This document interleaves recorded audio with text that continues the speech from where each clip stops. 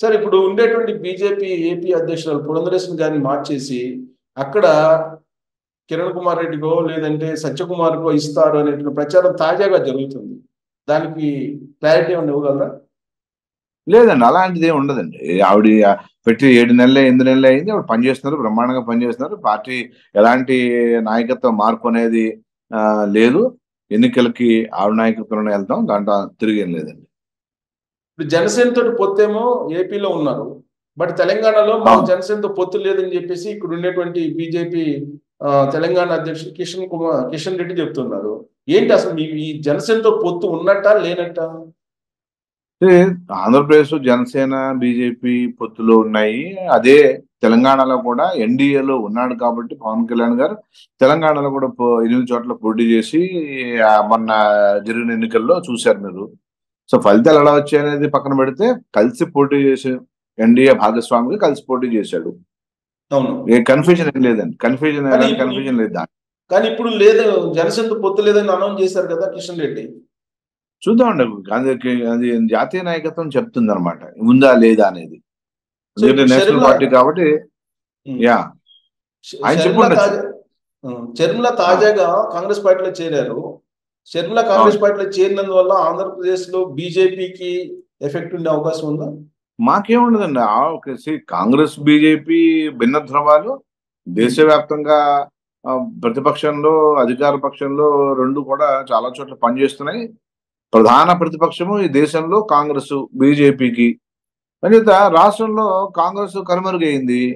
So దాన్ని repair చేస్తాను. మా నాన్న కాంగ్రెస్ పార్టీలో ఉన్నాడు, నేను కాంగ్రెస్ పార్టీలో ఉన్నాను, జాయిన్ అవుతున్నాను. ఇక కాంగ్రెస్ పార్టీని పైకి తీసుకొస్తాను ఆవిడ ప్రయత్నం ఆవిడ చేస్తారు. ఆవిడ రాజకీయంగా ఆవిడ పార్టీ పెట్టుకున్నారు, ఆ పార్టీని తీసుకెళ్లి కాంగ్రెస్ పార్టీలో కలిపేశారు. ఇవాళ నుంచి కాంగ్రెస్ పార్టీ నాయకురాలు అయ్యారు ఆవిడ. చూద్దామండి, ఎవరి అవకాశాలు వాళ్ళవి, ఎవరి రాజకీయం వాళ్ళది కాబట్టి let us see and watch చేద్దాం. ఆవిడ 2 నెలల సమయంలో ఎంతవరకు కాంగ్రెస్ పార్టీని జాకీలతో లేపగలుగుతారో చూద్దామండి. అంటే ఇప్పటి వరకు తెర వెనుక వైఎస్ఆర్ కాంగ్రెస్ పార్టీ కానీ లేదా జగన్మోహన్ రెడ్డి కానీ బీజేపీ తోటి పార్లమెంట్ బయట కానీ పార్లమెంట్ లోపల కానీ మద్దతుగా ఉన్నారు, ఒకటిగా ఉన్నారు, ఆ రెండు పార్టీలు ఒకటే అనేటువంటిది ఆంధ్రప్రదేశ్ సమాజం దాదాపుగా నమ్ముతూ ఉంది. సో ఇప్పుడు షర్మిల రావటం వల్ల ఇప్పుడు కాంగ్రెస్ పార్టీ బలోపేతం కాదా? కాదండి, ఎలా అవుతుంది? ఆ కాంగ్రెస్ పార్టీ మోసం చేసింది. కాంగ్రెస్ పార్టీ సోనియా గాంధీ మా నాన్నకు మోసం చేసింది, మా అన్నకు మోసం చేసింది అని ఆవిడ తిరిగారు కదా మొన్నటి వరకు. ఇప్పుడు మనసు మార్చుకుని కాంగ్రెస్ పార్టీ మా దిక్కు అని చెప్పి కాంగ్రెస్ పార్టీకి వెళ్ళారు. ప్రజలు నమ్మాలి కదండి ముందర. అదే అంటున్నాను, ఇప్పుడు బీజేపీ బలంగా ఉంది దేశంలో, ఈ రాష్ట్రంలో కూడా బలంగానే ఉంది. సో ఒక పక్కన వైసీపీ వైఎస్ఆర్ పార్టీ ఉంది. ఆవిడ చూద్దాం ఆవిడ ఏ విధంగా రాజకీయంగా ఆవిడ ఎదుర్కొంటారు రాష్ట్రాల్లో పరిస్థితుల్ని. కాంగ్రెస్ లో తులసిరెడ్డి గారు లాంటి పెద్దలు, కాంగ్రెస్ లో ఇంత ముందు ఉన్నటువంటి నాయకులు అనేక ఎలా యాక్సెప్ట్ చేస్తారో, నాయకత్వాన్ని యాక్సెప్ట్ చేస్తారా లేదా, అసలు యాక్సెప్ట్ చేస్తే ఏంటి పరిస్థితి, ఎన్ని సీట్లు ఇప్పుడు 1%, 1.5% ఉంది కాంగ్రెస్ పార్టీకి. సో పెరగలేదు. బీజేపీకి అయితే 9 నుంచి 11% వరకు పెరిగాయి. బై ఎలక్షన్స్ మేము పోటీ చేసాం కాబట్టి అన్ని చోట్ల మా బలం మళ్ళీ కనపడింది. కాంగ్రెస్ పార్టీ ఎక్కడ చేయలేదు, చేసినా కానీ కాంగ్రెస్ పార్టీ కనుమరుగైపోయి కనపడకుండా పోయింది ఆంధ్రప్రదేశ్ లో. సో లెట్ us see, పక్క రాష్ట్రంలో ఏదో జరిగిపోయింది, ఇక్కడ ఏదో జరిగిపోతుంది అనుకుంటున్నారు కాబట్టి చూద్దామండి. ఈ 2 నెలల్లో అన్ని తేలిపోతాయి కదా. అని ఒకటి సౌత్ లో కాంగ్రెస్ పార్టీ చాలా బలంగా ఉంది. ఇండియా కూటమి ఏర్పడిన తర్వాత ప్లస్ భారత్ జోడో యాత్ర చేసిన తర్వాత ఇప్పుడు మళ్ళీ తాజాగా మణిపూర్ నుంచి ఎక్కడికో కార్యక్రమం పెట్టారు, బొంబాయి దాకా న్యాయ భారత్ అనే కార్యక్రమం పెట్టారు. ఈ కార్యక్రమాల ద్వారా సౌత్ లో ఖచ్చితంగా కాంగ్రెస్ పార్టీ బలోపేతం అవుతుంది అనేటువంటి కాన్సెప్ట్ లో కాంగ్రెస్ పార్టీ ఉంది. సో దాన్ని ఎలా చూస్తారు? ఎస్పెషల్లీ ఆంధ్రప్రదేశ్ ప్రత్యేక హోదా మేము ఇస్తామని చెప్పి చెప్తున్నారు వాళ్ళు. అదే స్లోగన్ తోటి ఎంటర్ అయితే ఆంధ్రప్రదేశ్ లో మీకు ఎఫెక్ట్ ఉండదా? సో మాకేముంటదండి, బీజేపీ నరేంద్ర మోడీ నాయకత్వంలో బీజేపీ బలంగా దేశంలో ఉంది. రేపు రాబోయేటువంటి ఎన్నికల్లో 350 సీట్ల టార్గెట్ పెట్టుకుని పనిచేస్తున్నాం. గతంలో 300 సీట్లు టార్గెట్ పెట్టాం, 19 ఎన్నికల్లో గెలిచాం, చూపించాం. అంతకుముందు 288 సీట్లు టార్గెట్ పెట్టుకున్నాం, గెలిచాం, చూపించాం.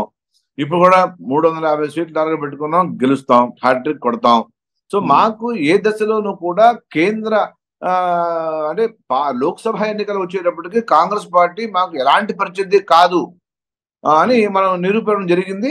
ఈవెన్ అసెంబ్లీలోనే కాలేకపోయింది. సౌత్ లో అంటే కర్ణాటకలో భారతీయ జనతా పార్టీ చేసిన ఒకటి రెండు చిన్న చిన్న తప్పుల వల్ల కాంగ్రెస్ పార్టీకి గెలిచి కర్ణాటకలో విజయం సాధించింది. కానీ ఇవాళ కొట్టుకుంటున్నారు. సిద్ధరామయ్య, డికే శివకుమార్ రోజు పిల్లి ఎలకలా కొట్టుకుంటున్నారు.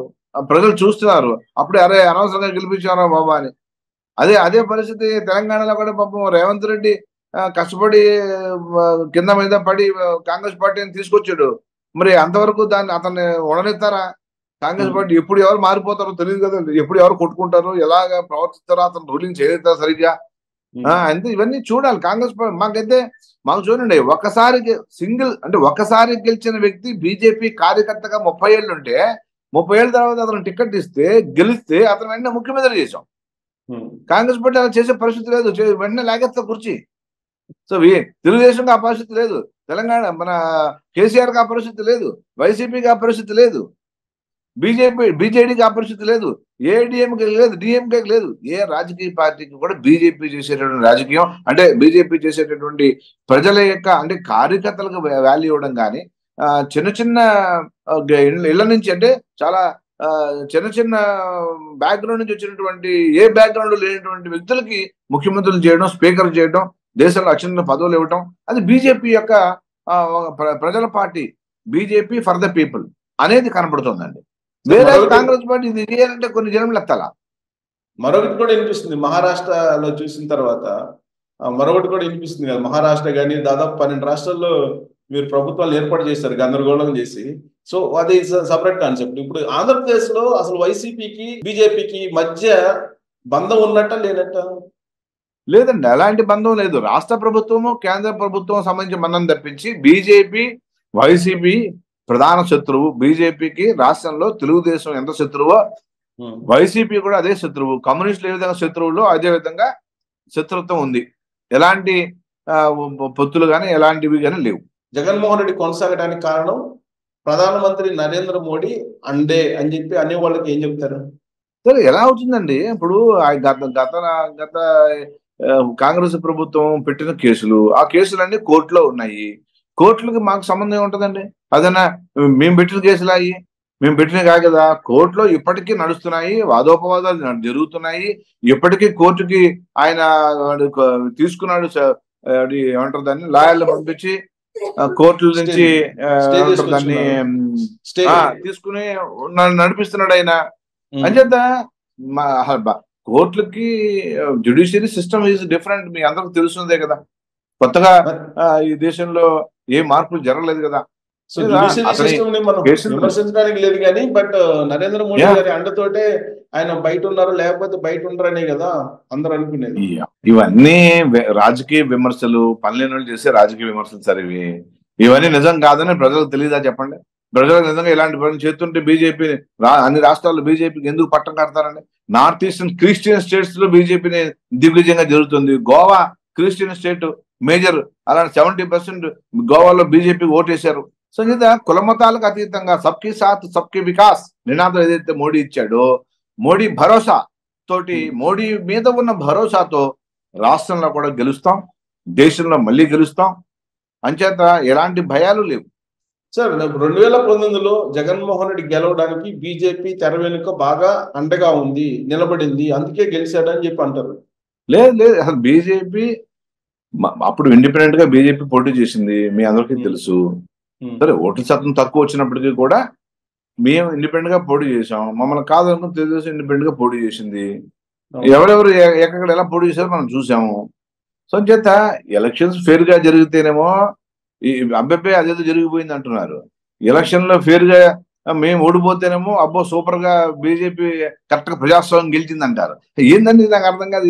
ఈ కుహనా శక్తులు, కుహనా వాదులు, కొంతమంది దేశానికి పట్టిన చీడపురుగులాగా, కమ్యూనిస్టులాగా ఇలా ఉన్నారు వీళ్ళంతా. మంచి జరిగితే ఒకటి, చెడు జరిగితే ఇంకొకటి. ఈ విధమైనటువంటి ఒక దుర్మార్గపు ఆలోచనతోటి నరేంద్ర మోడీని వ్యతిరేకించే వాళ్ళు ఈ విధంగా మాట్లాడుతున్నారు. ప్రకాష్ రాజ్ లాంటి వాళ్ళు ఉన్నారు కదా కొంతమంది. అవును, పెద్దల ముసుగులో. అవును సార్. ఇప్పుడు ఇందాక ఒక మాట అన్నారు, బిఆర్ఎస్ పార్టీ అయిపోయింది తెలంగాణలోని, అంటే క్లోజ్ అయిపోయినట్టనా ఆ పార్టీ ఇంకా బతకదంటారా? Sir, is very difficult. వచ్చేది లోక్సభ ఎన్నికలు. లోక్సభ ఎన్నికల్లో జాతీయ పార్టీలని రెండే ప్రజలు ఎన్నుకుంటారు. ఎందుకు బీఆర్ఎస్ కి వేయాలి, ఎందుకు టీఆర్ఎస్ కి బీఆర్ఎస్ అయ్యింది, బీఆర్ఎస్ కి ఎందుకు ఓటు వేయాలి? ఆయన ఏమన్నాడు, అబ్బాయిని నేను నేషనల్ పార్టీ పెట్టా, నేను మహారాష్ట్రలో పోటీ చేస్తున్నా, ఒరిస్సాలో పోటీ చేస్తున్నా, ఢిల్లీలో పోటీ చేస్తున్నా, అక్కడ కర్ణాటకలో పోటీ చేయాలి. ఎక్కడ పోటీ చేశాడు చెప్పండి? కర్ణాటకలో పోటీ ఎలక్షన్ జరిగి వెళ్ళలేదు, తమిళనాడు జరిగి వెళ్ళలేదు, పోటీ చేయడం ఏంటి, అసలు కనీసం వెళ్ళిన పాపన కూడా పోలేదు, ఒక అభ్యర్థిని పెట్టిన పాపన పోలేదు. ఆయన ఏం చేస్తున్నాడు ఆయనకి తెలుసు. ఏమంటే అధికారంలో ఉండి ఏం మాట్లాడినా సాగుద్ది, నడుతుంది అనుకున్నోడికి ఇది పెద్ద గుణపాఠం ఏంటి? రీజనల్ పార్టీ, ఇప్పుడు సబ్ రీజనల్ పార్టీ 13 జిల్లాల్లో ఉన్న పార్టీ టిఆర్ఎస్ పార్టీ, దేశవ్యాప్తంగా ఉన్న party Bharatiya Janata party. So vote వేసేటప్పుడు నరేంద్ర మోడీకి వేస్తామా కేసీఆర్కి వేస్తామా అంటే జనం అంతా నరేంద్ర మోడీకి వేస్తాం అంటారు. ఎందుకు కేసీఆర్కి వేయాలా? ఎలాగ ఓడిపోయాడు? పార్లమెంట్ ఎన్నికల్లో కేసీఆర్ చేసిన ఉపయోగం లేదు, ఏం చేయలేడు, ఒక ప్రాజెక్టు తేలేడు, రైల్వే ప్రాజెక్టు తేలేడు, ఒక హైవే ప్రాజెక్టు తేలేడు, ఏం తేలాడు. కాబట్టి కేసీఆర్కి వేయడం దండగా. సో ఇది కాంగ్రెస్ పార్టీ ఎలాగా దేశంలో రాదు కాబట్టి కాంగ్రెస్ పార్టీకి వేయడం దండగా. రాష్ట్రంలో మొన్న వేసాము అంచేత ఇప్పుడు ప్రత్యామ్నాయం నరేంద్ర మోడీ దేశంలో 3వ సారి హ్యాట్రిక్ కొడతారు కాబట్టి మోడీకి వేద్దాం అని ప్రజలు డిసైడ్ అయ్యారు. తెలంగాణ ఏంటి, ఆంధ్ర ఏంటి. సో కాళేశ్వరం గురించి ఏం చేస్తున్నారు? మీ మీదేమో కాంగ్రెస్ చెప్తుంది, కాంగ్రెస్ పార్టీ మీ మీద, మీరేమో కాంగ్రెస్ పార్టీ మీద చెప్తున్నారు.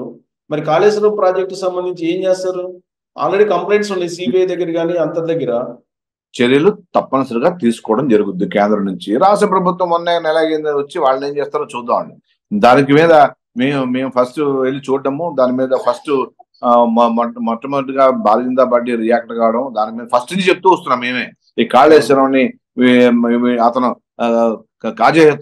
కాజేసే పనిలో ఉన్నాడని చెప్పి ఫస్ట్ నుంచి చెప్తున్నాం. అదే జరిగింది. దాని మీద ఆధారాలు, సాక్ష్యాలు అన్ని ఒకటి ఉన్నాయి. ఖచ్చితంగా అప్రోప్రియట్ టైంలో అప్రోప్రియట్ యాక్షన్ ఉంటుందండి.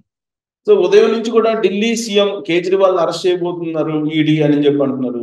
అలాంటి వాతావరణం ఉందా సార్? ఎక్కడ అరెస్ట్ చేయబోతున్నారా సార్? ఒక ముఖ్యమంత్రి అయితే ఏంటి, ఎవరైతే ఏంటి, రాజ్యాంగబద్ధ సంస్థలు మిమ్మల్ని పిలిచినప్పుడు వెళ్ళాలా, మాట్లాడాలా. అందరూ వెళ్ళారు. ఎవరు మినహాయింపించారండి? ఎవరు మినహాయింపు కాలా. గతంలో ముఖ్యమంత్రిగా ఉన్న నరేంద్ర మోడీని కూడా కాంగ్రెస్ పార్టీ అరెస్ట్ చేద్దామని చూసింది. ఆయన చట్టబద్ధంగానే ఎదుర్కొన్నాడు ఏదున్నా సరే. అదే విధంగా అమిత్ షా గారిని ఇబ్బంది పెట్టారు, చట్ట ప్రకారంగానే ఆయన అన్ని ఎదుర్కొన్నాడు. సో ఇలాగా లాలూ ప్రసాద్ యాదవ్ కేసు వచ్చింది, వెళ్ళాడు, జైలు కూడా వెళ్ళొచ్చాడు. ఆయన జయలలిత గారు జైలు కూడా వెళ్ళొచ్చింది. కోడా జార్ఖండ్ ముఖ్యమంత్రి మధు కూడా జైలుకి వెళ్ళొచ్చాడు. సో ఈ జగన్మోహన్ రెడ్డి ఏం కాకముందే ఆయన కూడా 16 నెలలు ఉండొచ్చాడు. సో ఎవరు ఆ చట్టానికి అతిథులు కాదు అనేది ఆయన దేశవ్యాప్తంగా అనేక రాష్ట్రాలు మన ఎగ్జాంపుల్స్ ఉన్నాయి. కాబట్టి కేజ్రీవాల్ అనేది దిగొచ్చాడా అండి? చెప్పాలా? ఇంత అరెస్ట్ చేస్తున్నారో లేదా కేజ్రీవాల్? చూద్దామండి. పిలిచారు, ముందర పిలిచినప్పుడు వెళ్ళి ఏమి చెప్పాలో సమాధానం చెప్పాలి కదండి. సో కేజ్రీవాల్ అరెస్ట్ చేస్తే ఇమీడియట్ గా కవితను కూడా అరెస్ట్ చేయబోతున్నారు అనేది ఇప్పుడు తెలంగాణలో జరుగుతున్నటువంటి ఒక రాజకీయ పరమైన చర్చ. అక్కడ దాకా వస్తారా? సో చూద్దాం. చట్టం తన పని తాను చేసుకెళ్తుంది. ఇదేదో మోడీ చేసేది కాదు, నడ్డా గారు చేసేది కాదు, నేను చేసేది కాదు. భారతీయ జనతా పార్టీకి ఎలాంటి సంబంధం లేదు. కేంద్ర ప్రభుత్వ సంస్థల యొక్క పని అది. కేంద్ర ప్రభుత్వం పని కూడా కాదు ఇది, సంస్థల యొక్క పని. ఆ సంస్థలు ఇండిపెండెంట్ సంస్థలు అంచేత వాటి పని అవి చూసుకుంటాయి. మా బీజేపీకి ఎలాంటి సంబంధం లేదు. కానీ బీజేపీ వాళ్ళే కదా మొట్టమొదటి బయటికి తీస్తుంది. వీడియోలు కూడా బయట పెట్టారు, ఆధారాల్లోనే. కవిత అరెస్ట్ ఇదిగో రేపో ఎల్లుండి అని చెప్పి దాదాపు 2 సంవత్సరాలు చెప్తున్నారు కదా. చూద్దాం. మాసది ఆవిడ తప్పు చేసిందని మేము నమ్మాము కాబట్టి ఆవిడ మీద అలిగేషన్ చేశాము. సో ఆవిడ కేసు వచ్చింది, ఆవిడ కేసు కోర్టులో పెట్టుకుంది. సో అంచేత అరెస్ట్ అనేది తప్పలేదు అనుకుంటే ఆ సంస్థలు చేస్తాయండి, అది మనం బీజేపీ చేసేది కాదు. కాబట్టి అయితే అలిగేషన్ చేయడంలో, ఒక ఆధారాన్ని చూపించడంలో మేము సఫలీకృతం అయ్యాం. అది సంస్థల యొక్క పని. చేస్తాయా, చేయవా, ఓన్లీ ఇంటరాక్ట్ చేసి వదిలేస్తాయా, అరెస్ట్ వరకు వెళ్తారా అనేది వాటి పని.